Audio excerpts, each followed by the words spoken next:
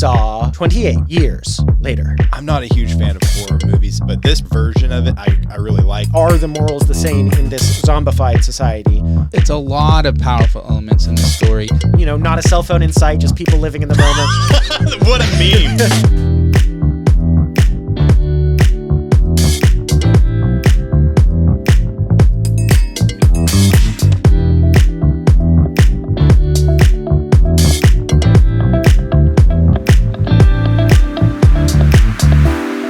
Hello, and welcome to the Pop Culture Contrarian with Thomas, Sterling, and Andrew. Hello. Hey, guys.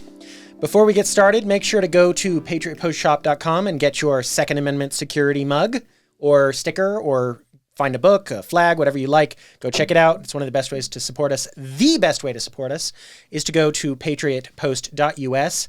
Give us your email address for our free daily newsletter. Comes out every day at noon, Monday through Friday. It's right. It's free. For this episode, we saw the movie 28 years later. And this was Andrew's suggestion. So Andrew, take it away.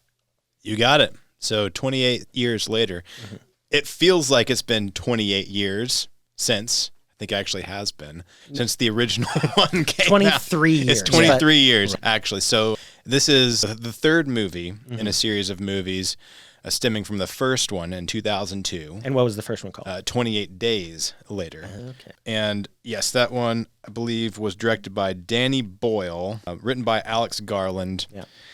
I think, for the record, it's been the same team on all three movies. I think it has, Yeah. right. So the premise, this is a zombie movie. There is an outbreak, a virus, or in this one in particular, it is 28 years after said outbreak has occurred on the British Isles. The rage virus. The rage virus. And what makes this a bit different than other zombie movies is these zombies run as fast as they can after you. Some of them do. Some of them crawl. That's Yes. true. That's true. A lot of them run. Yes, a lot of them run. Which is not always true for most other zombie movies. No, usually zombies are slow walking. Yeah. So that makes this particularly terrifying. This is technically considered like a horror thriller type genre. Me personally, I'm not a huge fan of horror movies in general, but this particular genre or version of it, I really like, and we'll get into the reasons why. But back to the overview. So 28 years later after this, rage virus has occurred and turned a bunch of people into zombies. Essentially, if you get bit, you get infected and then become a crazy, zombified within bloodthirsty, seconds. running And just, person. I'm gonna hammer home. I understand. I think you have a good distinction we'll get to about horror versus not in this movie. For me, this is horror, but I understand your distinction. We'll get to that. One of the chief ways you see people transformed into zombies is not actually usually being bitten. It's having the other zombies pin you down and then vomit into your mouth. It's very disgusting. Yeah, it's gross. It is gross. That's not the point of the movie, in my opinion. Right. But it is the key mechanism of the movie of why all this is happening. So it's far north United Kingdom. It's actually close to Scotland. The island of Northumbria, I think. Yeah, the region. No, of the Northumbria. region of Northumbria. The island is Lindisfarne. Lindisfarne. Holy And is island. that not where the monks that the Vikings first raided lived? I think it is. It may be. Maybe. Because it is on the East Coast. Yeah. We'll fact check that one. Yeah. But there are groups on this island that have created this survival commune. As far as you can tell, they're all having a pretty good life, relatively speaking. You know, they've got a community, they have parties, and they have school, and they're raising kids. And so it opens up with a young boy, he's 12 years old, his name's Spike, and his dad. And His dad's name is Jamie, which yes. is kind of interesting. It is interesting. Yes. And Jamie, a lot of these people, the older people, of course, were alive at the original outbreak. And so they're bringing the next generation of humans into the world on this quarantined island. Side note, the British Isles, they're quarantined.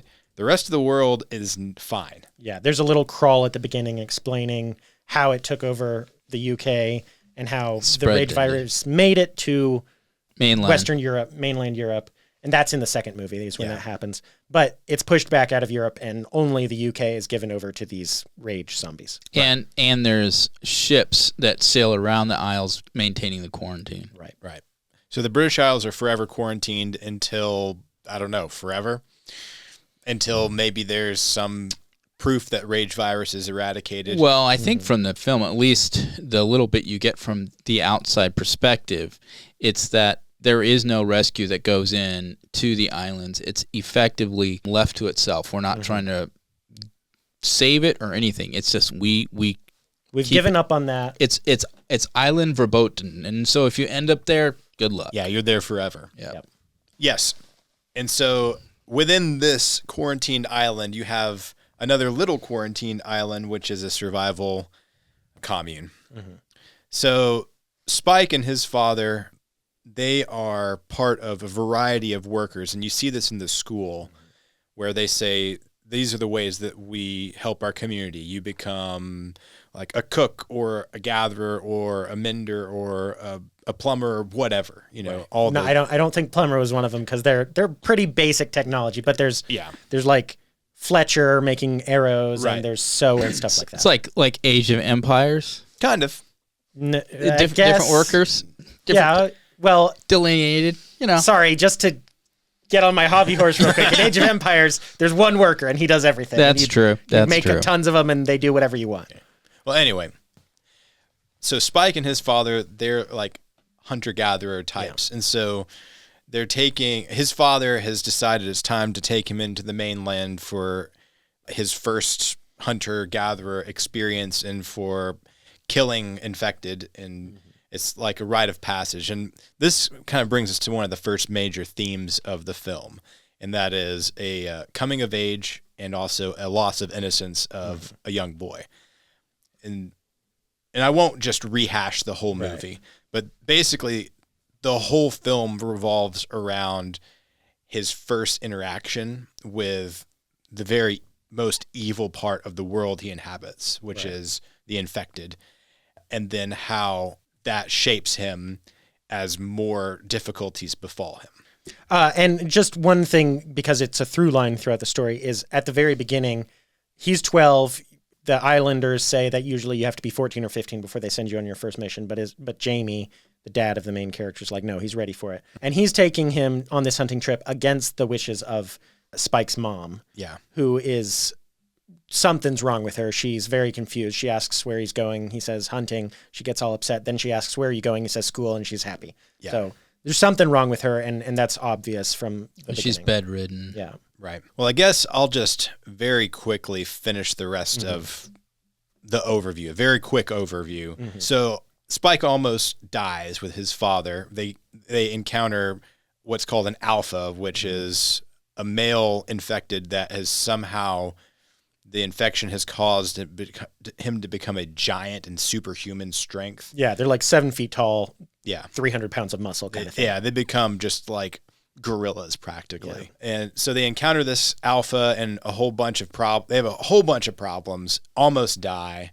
They see a fire in the distance, which Spike's father tells him, that's a crazy guy, basically. Don't go over there. And they make it make it back to their stronghold on the island, where Spike is celebrated as a hero. And you see, I think another very interesting theme here is the ancient idea of the storytelling in a tribe. Oh, yeah. And so they have this big party, and his father is telling about how Spike's a giant killer and how he, killed all of these infected and how he killed this giant and showed no fear. And... Yes, none of that was true. Well, so Spike gets one zombie kill, and then he does hit a few others, but he gets one solid kill, and it's against one of the slow fat ones. So it's not a super impressive kill.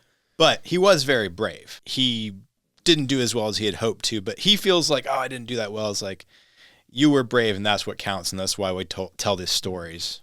Well, and on that, just to get to some of the themes here, there's a theme of, Jamie doesn't explain this to Spike, but there's a theme of, we have gone out and we have come back to the community, and now it is our job, in addition to everything else we've done, we're not done yet until we raise the morale of the whole community. Right. And so we have to tell them how awesome we are and make everyone, able to carry on another day, basically. Yes, correct. Meanwhile, the theme of lying and carrying on appearances, Spike's father, he's really not happy. And his wife has something seriously wrong with him. And so Spike catches his father cheating on his mom. Mm-hmm. At this point, basically, he's angry with his father. He doesn't know what's wrong with his mother. He's been out on the mainland, and he knows this fire he saw. Mm-hmm. I wasn't clear who the character was who tells him about the fire. Yeah, it's like an uncle or something like that. Yeah, there's a guy in the community that tells him, oh, that's a doctor. Because his father didn't tell him it was a doctor. Right. And so he decides he's going to steal his mom away and go and get help. Yeah. And so you follow the rest of the story of him taking his mother to this doctor, and then we find out who this doctor is and what he is. Yeah, and I think that's probably enough of an overview. Yeah. Because that gets you most way. There's a little bit more after the doctor, Yep. but that's most of the story. Absolutely. Yeah. So you two, Andrew and Thomas, had some interesting commonalities in what you thought about. Let's start, since we're talking about the doctor. Let's talk about this doctor. So y'all had some, I think, very interesting opinions about him. Thomas, you want to start on the doctor? I mean, I think the overview of just the world itself and where it's at, I think there's a number of religious imagery that's placed in this film. At the very beginning, there's a character you're introduced to as a child at the time of the original outbreak of the virus. I believe it's Jamie's father. Are you talking about the priest? No. No, the child. The child at the beginning of the movie is Jimmy. Oh, that's Jimmy. Right. This is a character who's really, he exists as a prologue and epilogue of the story. He's not in the rest of the story. Right. And a little digging I learned that they filmed 2 films at the same time. So the 4th film is coming out theoretically in, I think, January of next year. Yeah, and it's going to be called 28 Years Later, The Bone Temple. It's the first one to break the naming convention. Right. Yeah, interesting. So anyway, there is a lot of religious imagery here. A crucifix that's handed to Jimmy by his father, who's the vicar, who's actually claiming he's excited because what is happening is Judgment Day, in his view. So just to be clear, what's the scene you're referencing is set at the beginning of the outbreak. Right, at the beginning of the outbreak. Yeah. And then you don't see the Jimmy character. This is a very brief it's about scene. 15 minutes total, or maybe 10 minutes. So there's elements here that tie in the kind of a number of different religious symbols throughout the movie. The theme of death. Mm-hmm. There's the theme of kind of the wildness and dangerousness of nature. And there's also, I guess, even kind of questions about, not as deeply so, but like the nature of good and evil. Like, how do you even kind of judge that in this kind of a new world setting where everything's fallen apart? So in that light, to the doctor character is interesting because, of course, Jamie's going to the doctor because he wants his mom to get help. Yeah, Spike. Sorry, not Jamie. Spike. And so he's willing to risk going into the dangerous land to take his mother to get her saved, effectively. What you end up finding out when you meet the doctor character, played by Ralph Fiennes, he's a very eccentric individual, but he's learned to survive as like a hermit. He covers himself in iodine. Yeah, he says it throws off the infected from finding him, I guess. No, he said it's a prophylactic which keeps the virus from spreading to him. Oh, that's right. You're right. Sorry, I misunderstood that. Yeah. But what's interesting here is he's kind of not a doctor that brings life, but a doctor that you could say mercifully brings the dying to death. In some ways, maybe he's a plague doctor. Yeah, and so what I think the most kind of viscerally shocking element of this doctor is when they come to his, I guess, where he lives? Yeah, his home. It looks like from a distance, looks like a forest of trees with no branches that are just dead. And then when they get into it, you realize it's a bunch of just like posts or stakes or maybe trees with all the branches removed, surrounded or tied up with a bunch of human bones. And in the very center, there's this giant obelisk looking, made of skulls, human skulls. It's like skulls. the catacombs in France. Right. Mm-hmm. What he calls the memento mori. Yes. And it's basically Death a monument, pledge. to death. Yeah. Remember, you must die. Yeah. Right. So memento mori means remember you must die. That's Right. what Andrew's saying. And I think the whole bone edifice, all of it, is what he calls his memento mori. Yeah. Right. And so what I thought was an interesting theme here is what you find out eventually, and this is spoiler alert big time. Yeah. You find out that the doctor looks at his mom, Spike's mom, Isla, and finds out that based upon what he can diagnose, that she's got inoperable cancers killing her. It's gotten into her brain, either it started in her brain and spread, or it started somewhere else and it's in her brain now. Yeah. Either way, there's no hope for her. And at that point, he's upset. She basically knows that that's probably what was going on. And then at this point, I won't get into the details, but he ends up euthanizing the mother. And Kindly. But there's an element to, and you see it from an earlier point, where he collects human skulls specifically for his monument. The way they try to portray it is not ghoulish, but almost out of like this kind of holy respect. It's a reverence. It's depicted as not ghoulish despite itself. Obviously, Right. at every moment you're aware how ghoulish it is. Right. But it's depicted as it's a ghoulish world. The entire British Isles have gone ghoulish. Right. So He's not depicted as an evil man. No, he's not. He's and this is where I picked up a theme that is almost like pro euthanasia, in that a lot of these countries like Canada and other places, and I think New York's thinking about doing this as well, passing legislation that would allow doctors to euthanize patients who have been given a diagnosis where they're, it's a death diagnosis basically. Yeah, that's how Canada started. Is if you're gonna die, then Right. it's legal to euthanize you. And now it's very quickly becoming, hey, are you depressed? Why not try killing yourself? Right. So anyway, that's kind of the context, and it was interesting because it's clear that this guy is not depicted as an evil guy or a crazy guy or anything, but he's a guy who's bringing death. But death is something inevitable, and instead of being rejected at the right time, it should just be embraced. Is kind of his mentality. I got to push back on that. I don't think that's his mentality at all. Okay.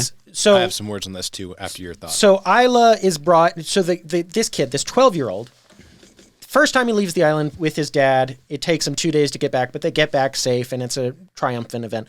The second time he leaves is like a day later, and he's sneaking his mom away to traverse a land filled with zombies, and there's several close calls where they almost get killed, to get her to this doctor, and it's this quest to save his mom because he loves his mom, and that's very clear. And then he gets there, and the doctor's like, she can't be saved. There's nothing to be done for her. It is already rendering her nearly not just useless, but a liability. She isn't quite a liability yet. She does save Spike's life at one point. But she's like, half the time she thinks Spike is her dad instead of her son. She's very confused. She's near the point where the cancer would kill her on its own, I think. And he's saying, it started in your brain. It's spread throughout the rest of your body. It's lymph nodes all over. I can feel it all over your body. It is very close to killing her.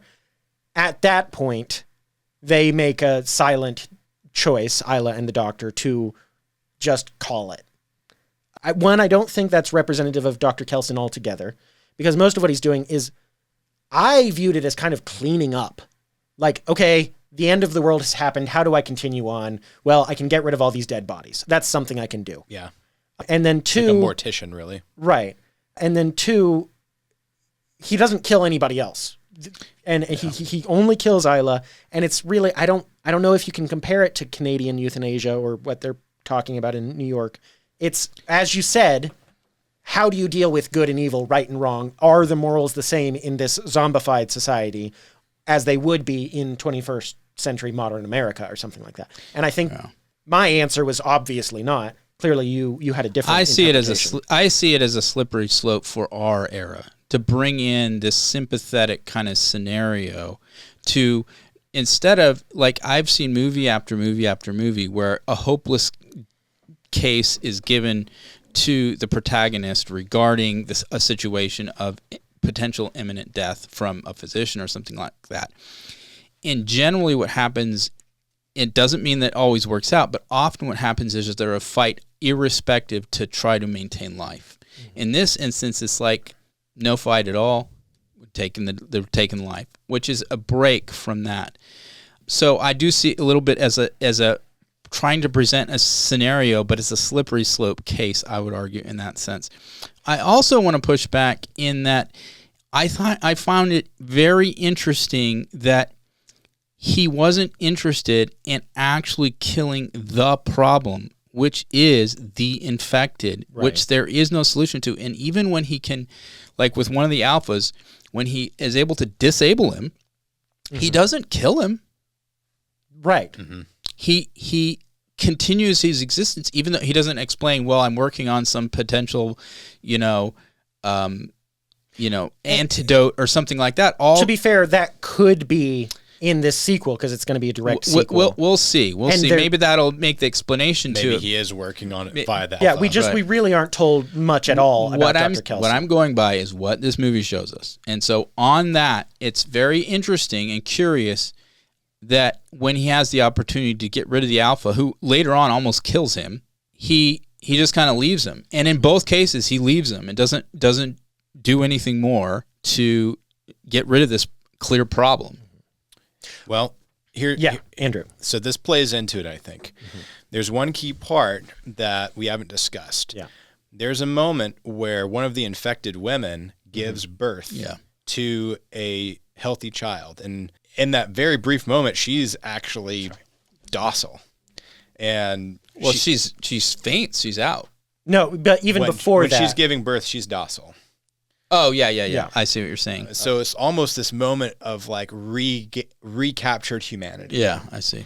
Of course, unfortunately, she turns again after the fact. Right. But so now Spike and his mother are left with this infant who, upon examination from the doctor, is found to be uninfected and perfectly viable, perfectly healthy child. But they already knew that because you can just look at the eyes, basically. Right, yes. Yeah. And so the doctor comments on the miracle of the placenta and how it had protected this child.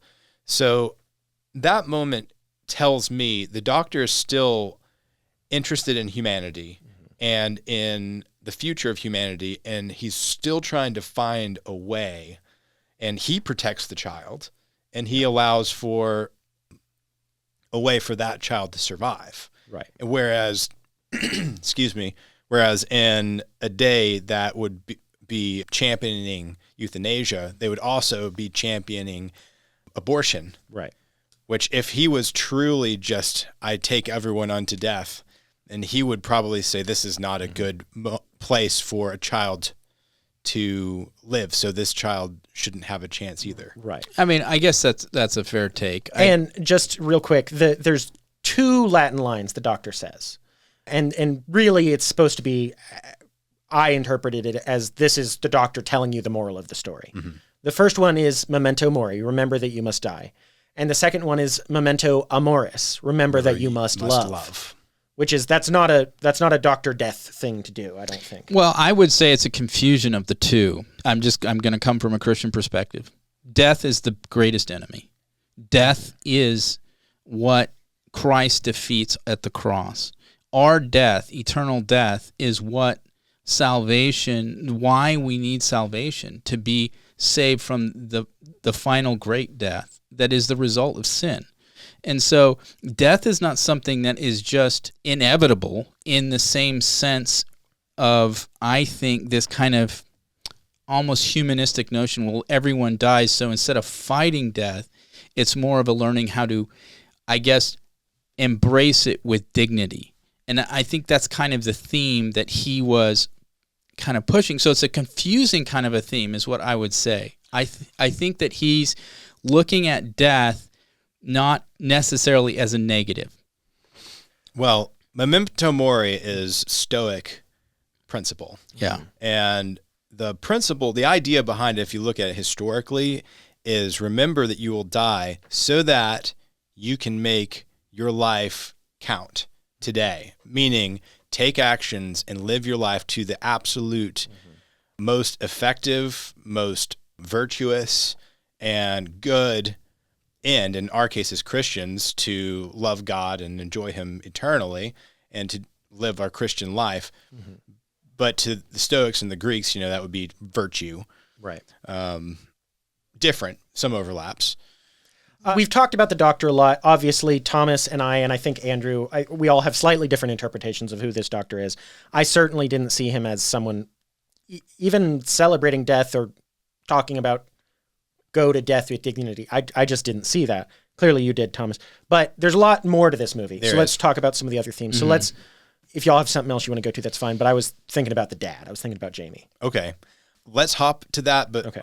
Briefly, I want to say, for those who have read Cormac McCarthy's The Road or have seen the movie, there are a lot of overlapping themes in this film from that, particularly, I would say, learning to carry the fire, or the transfer of, and talking about the dad and the parents, transferring the knowledge from the older generation to the next generation, and then the passing of the previous generation, and carrying the kindled fire of humanity and hope for humanity and humanity's future. Right. Yeah. Yeah. And that's definitely one of the big themes here, is that the next generation will continue. Like, life goes on is kind of one of the main themes here.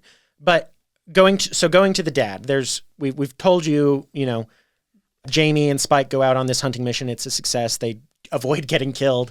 They find a Frisbee, which they bring back because Frisbees are fun. And really, that's the point they're at. They've got the essentials on their island. They don't need silverware or something like that. They get back. Spike sees his dad, Jamie, cheating on his mom. And then the next morning, they're talking. As Jamie prepares breakfast, Spike kind of confronts him. Doesn't actually confront him about the cheating, I don't think. But he says one line. I think the line that causes this is, "Do you want mom to die?"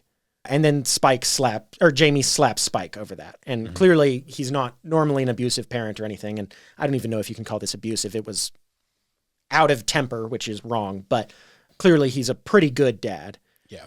And then, so things devolve that morning. And then there's I thought a really powerful scene where Spike goes up to be with his mom. Jamie comes up too.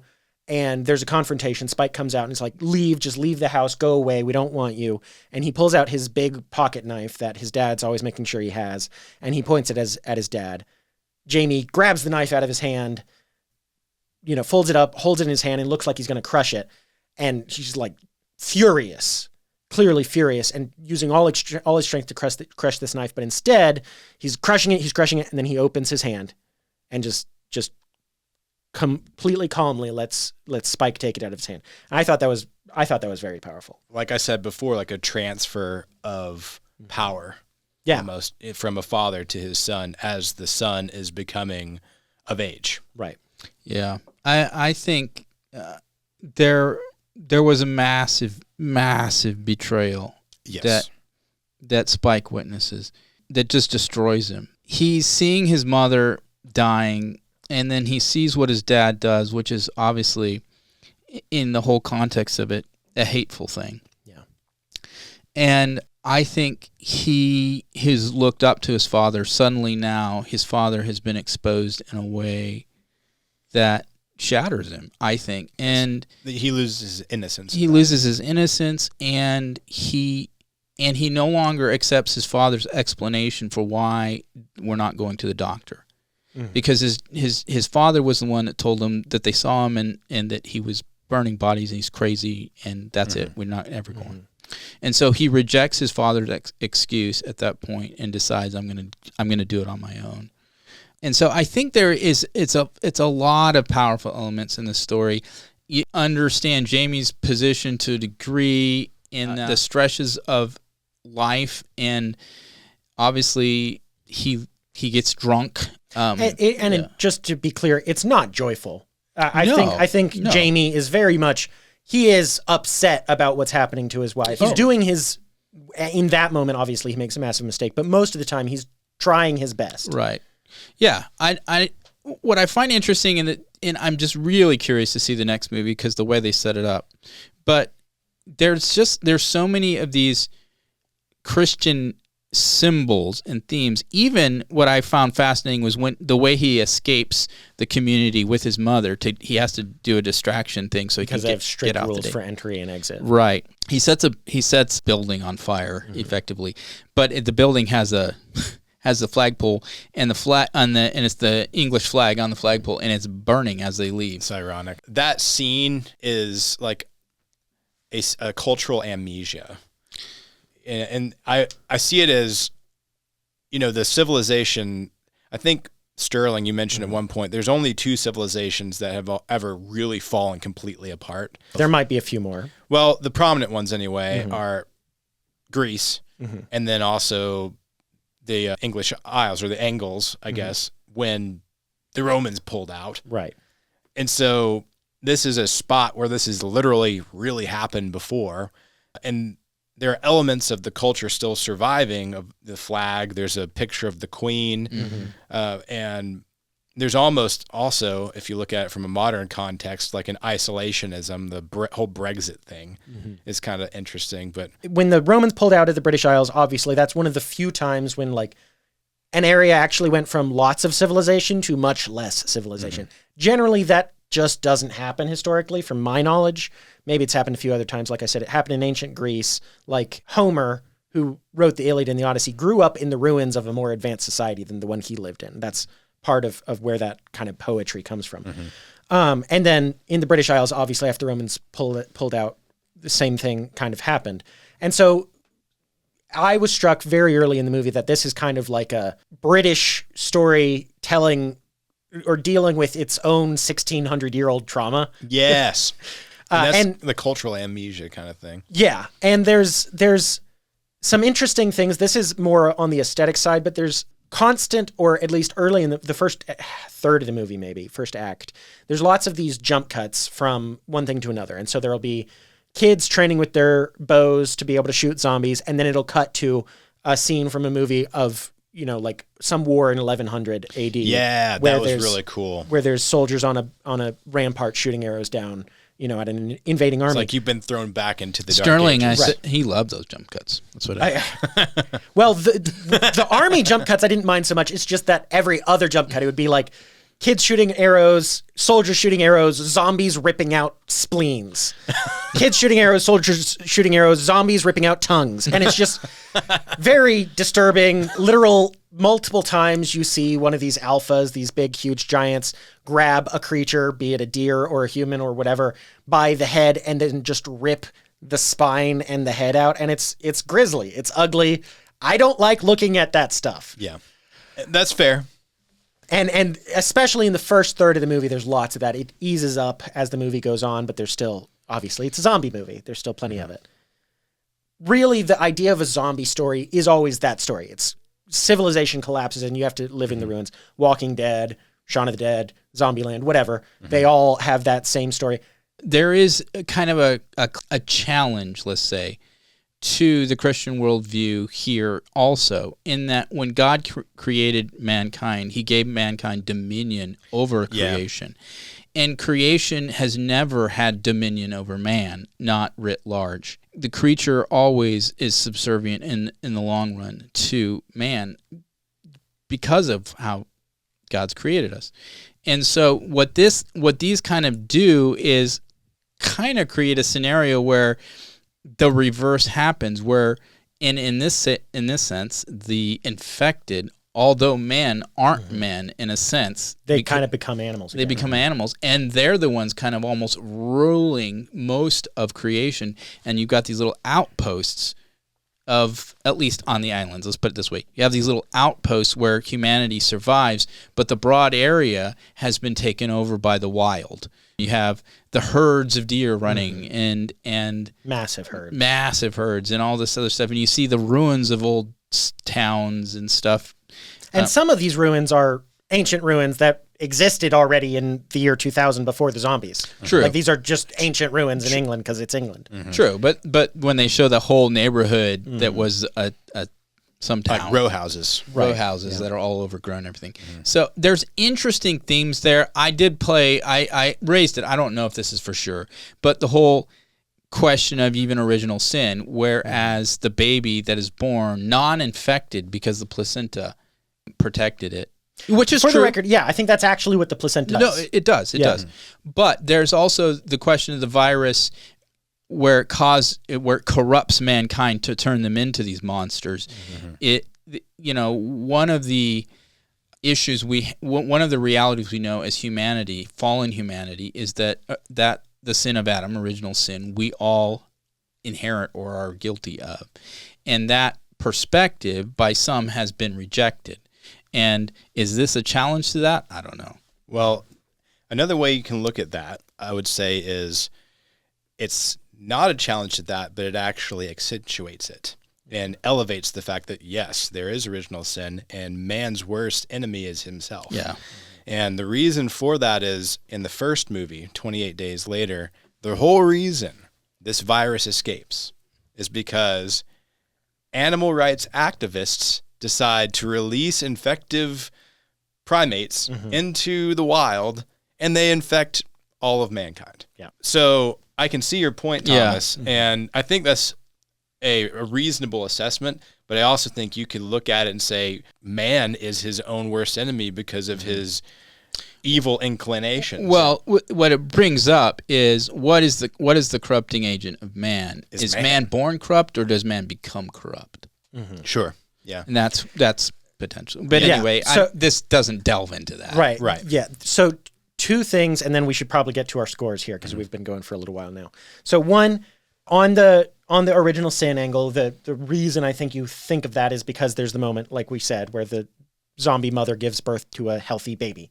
Yeah. I thought it was interesting. There's kind of hints, it's only hints of a Hope Springs Eternal kind of thing in that scene because because the mom, this is just kind of archetypal, but the mom and the dad, presumably the alpha is the dad, the dad is extremely masculine. Just to be clear, warning, lots of zombie nudity in this movie. No human nudity, but lots of zombie nudity. Pretty unnecessary. That was a departure from the first two movies.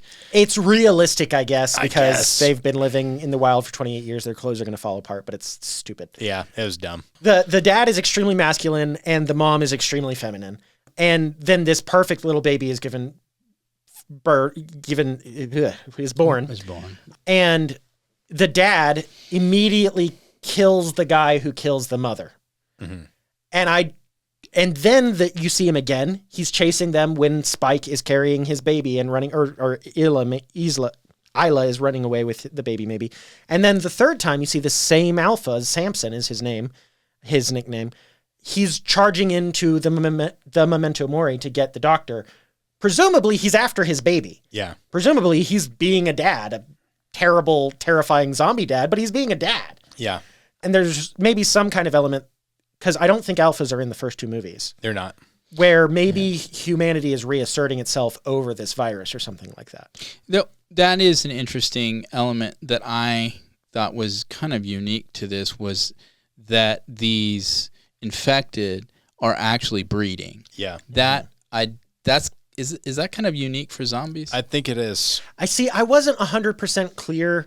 It's kind of similar, all of this to the movie I Am Legend, which is they make the movie about zombies. The book is about vampires, but the movie is about zombies. There are alphas in I Am Legend, or I think there is an alpha. Well, there's a couple. There's a boy and a girl vampire, and the girl gets kidnapped, and the boy lifts heaven and earth to rescue her from the monster. The human character is the monster in the movie. Anyhow, in this movie, I just thought that was interesting, that it seems like the dad is trying to rescue him. And then there was a humorous element that has completely escaped me. No! Yeah.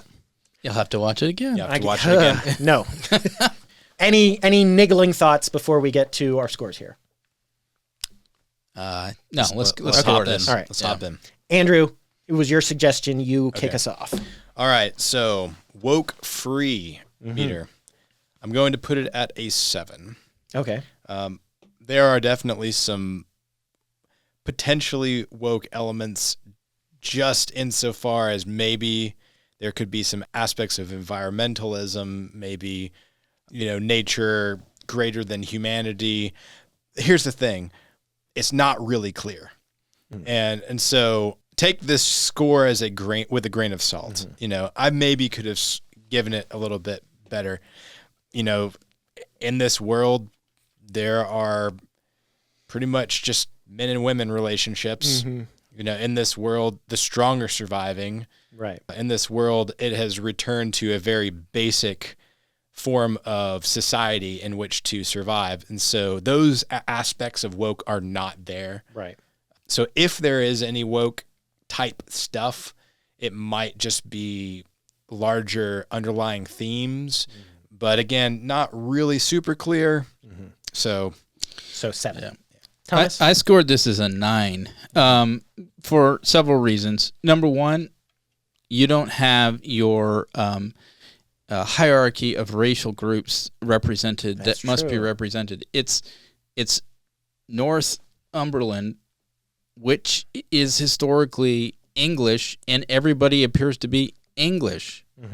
I mean, I thought, wow, this is surprising. How did this get past all That's a good point. that is a good point. You know, I hadn't even thought about that. You know, I was like, I should have given it a better Yeah. score Yeah. than 7. so on that point, I thought that was huge. You're right. There's no kind of injection of the message regarding LBGT or whatever the stuff is.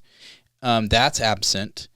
And there isn't some underlying Marxist, socialist kind of thing being pushed. So I thought, man, this is just an interesting story that they're trying to be within their universe they've created as realistic to it as possible. So I thought, I didn't see a lot of woke in this. Yeah, same reasons as Thomas. I gave this a 10. Honestly, I thought about it and I was like, I can't think of any element in this movie that was woke. Yeah. It's just because it's dealing with the bare bones of like, how would you actually survive in this situation? It can't be woke. Yeah. Because woke is unrealistic. Yeah. Man, you're making me want to change my score now. I feel. Well, you already gave it Okay. the best score out of all of us all told, so I think you're okay. I didn't see any wokeness in it. It's men and women and babies and humanity communities and working surviving. together. Yeah, and there's not a cell phone in sight, just people living in the moment. What a meme! It's a meme. I love that. And like literally, even though Jamie, of course, betrays Spike and Isla, he is a good dad. He is looking after his son in this apocalyptic scenario, making sure his son is strong and able to survive and totally prepared and trained and knows what to do and knows to like because Spike is very much, I was no good. I was too scared. I couldn't hit anything. And Jamie's like, no, you were firing arrows while on the run with an alpha chasing you. I've seen grown men who can't do that. You're doing great. Yeah. And so I thought it was very good on the woke free aspect, not woke. Yep. That's my judgment. Cool. Andrew? All right. So IQ or intelligence quotient, or how well written was it? I gave it a 9. I thought it was great. All kinds of amazing, deep, interesting themes to wrestle with.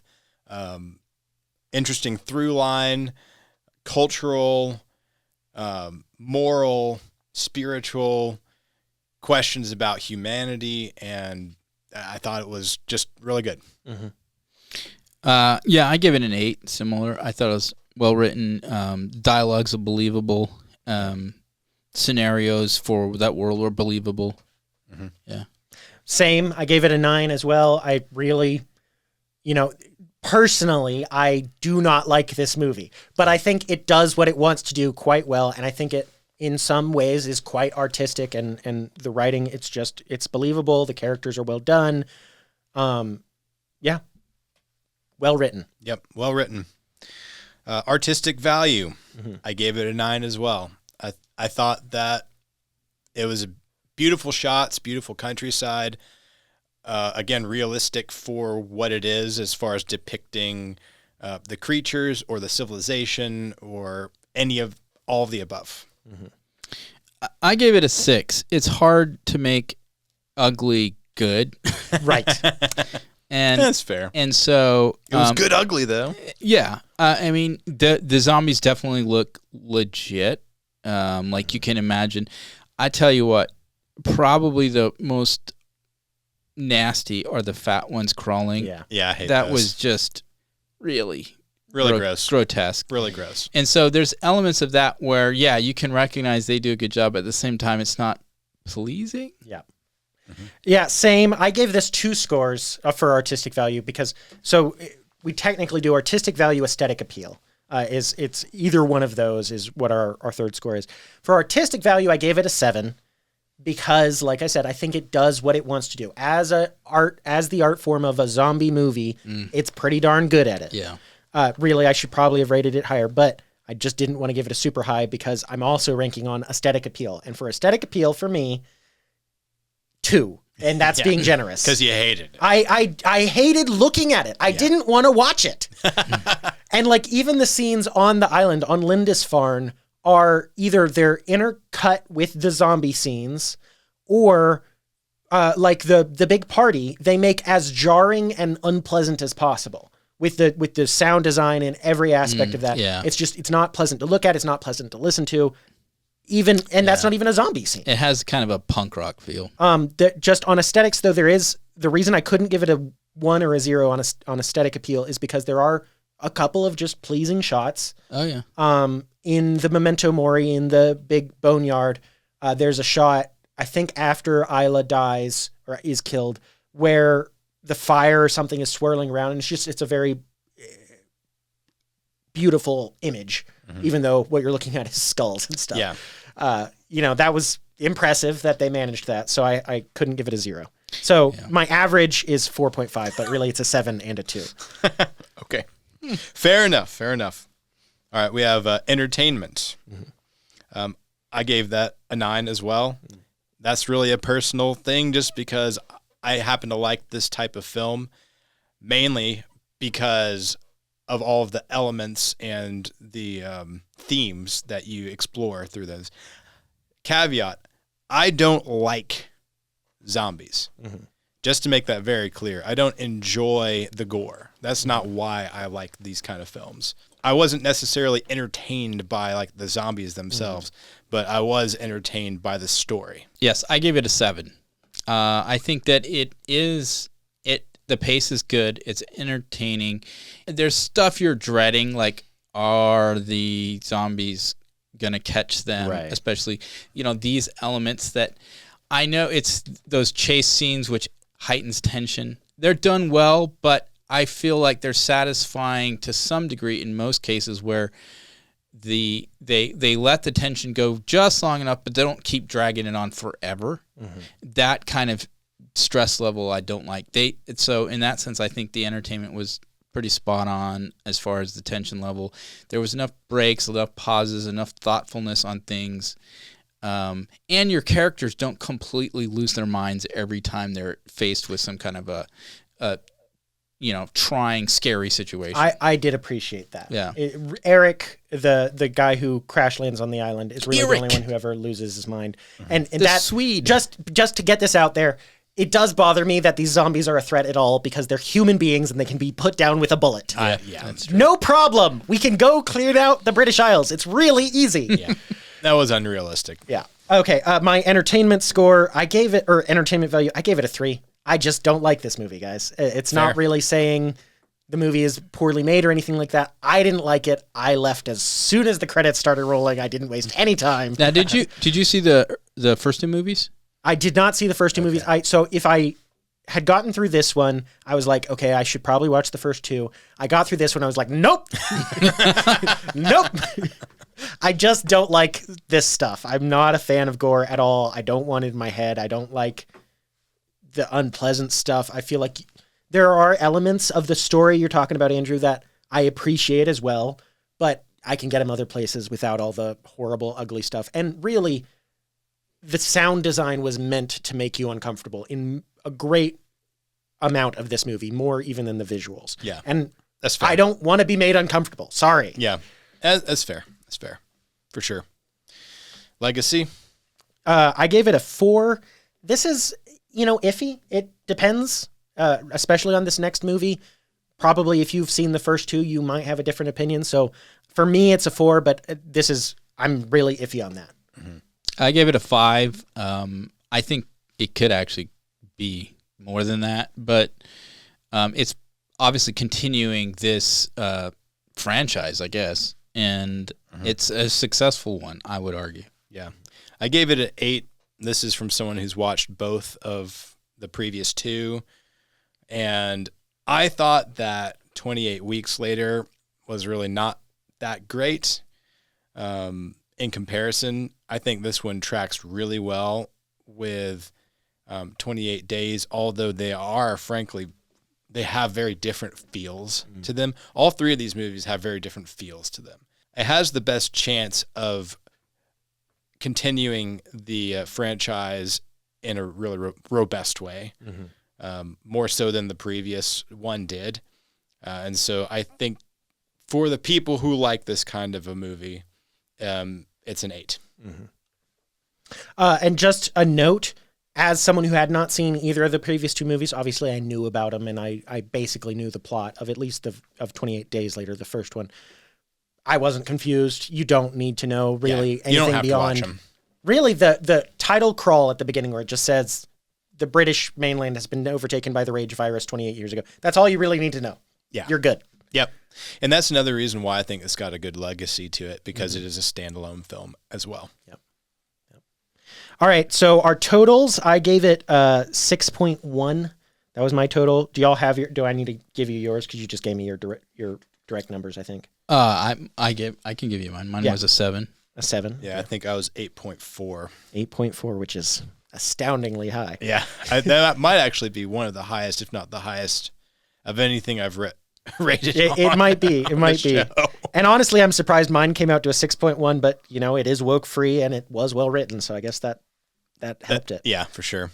So our PopCon total score for this is a 7.2 out of 10. Weighed heavily by yours truly. Yeah. So, if you don't mind being made uncomfortable and you don't mind horrible, ugly, terrifying zombies, then you'll probably like this movie. If you're like me, skip it. Yeah. Yeah, for sure. Disclaimer, it's horrifying, and it has a lot of inappropriate things in it. Yeah. So, yes. But that is pretty easy to know going into it. Yeah. You'll know who you are. Yeah. Pretty easily. All right. Anything else? We all good? I think we're all good. Yeah. All right. Well, this has been the Pop Culture Contrarian with Thomas, Sterling, and Andrew. We are brought to you by the Patriot Post, which is the oldest conservative news digest on the web. It's right and it's free. Be sure to like and subscribe and leave us a comment. Hit that bell icon on YouTube so you know when we drop a video. Tell us what you'd like us to see. I think next week we're going to try to see F1. So look forward to that, and we'll see you then. Bye. Bye. See you guys.